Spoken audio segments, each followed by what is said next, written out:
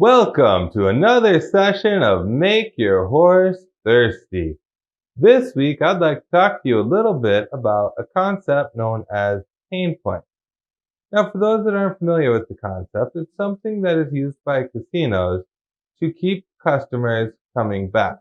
The minute you walk through the front door, they identify what your pain point is. There's all kinds of points of reference that they use.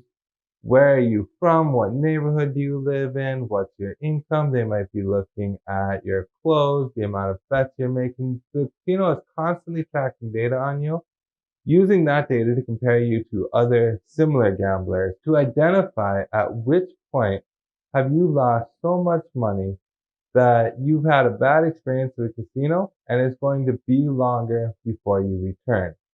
You see, every one of us has a pain point, and it's going to be different for each individual based on different things. Somebody that makes $20,000 a year is going to feel a loss of $100 a lot more than somebody that makes $100,000 a year. And so the casino tries to identify what that number is, and then they watch you while you're gambling. They watch how much money you've lost. And as you start to get close to that pain point, someone from the casino is going to come over and they're going to try and get you off the machines, off of the gambling floor. They're going to offer you a steak dinner or tickets to a show or something to move you over to an enjoyable experience that's not going to cost you any money. Because if they do that, then you still end up having a good time tonight. You lost less than that amount of money that's going to make you so uncomfortable you're not going to come back tomorrow. And you're going to have gotten a free show and feel like casino cares about you and is taking care of you. And so you're going to come back tomorrow. And in the long run, it's worth it for the casino to comp you a $50 steak dinner, because when you come back tomorrow and lose another $98 just under your $100 pain point, they've made their money back. On the other hand, if they don't come over and comp that and you lose $300 that night, they get an extra $200 that night, but you might not come back for 6 months. And so in the long run, they're losing a lot more money. Now, to take this concept and apply it to our students, how do we do that? We can't comp them a free steak dinner. We can't get them tickets to a show. We're a school. And what we can do is we can identify the pain point for our students and we can give them a learning break. You see, learning's frustrating. And for every student you have, how much frustration they can handle is going to vary. For some students, they're incredibly growth-minded. They're capable of handling lots of frustration with every failure, every setback. They're looking for, what did I learn through this struggle?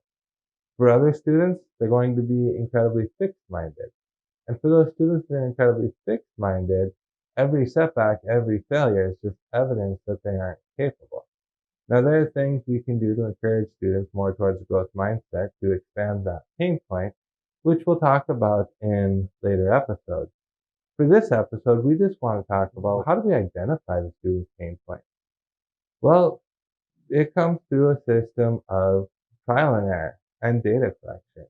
We need to be watching our students. We need to be identifying, what are some characteristics of a student that maybe is going to be more leaning towards having that frustration push them to give up, and which students are more towards learning from that frustration. And as we identify students and compare them to other similar students we've had before, we can start to come up with a profile of how much frustration or how much failure a student can handle. Because to maximize what we can get out of the student for the day, we want to push them as close to their pain point as we possibly can without going over.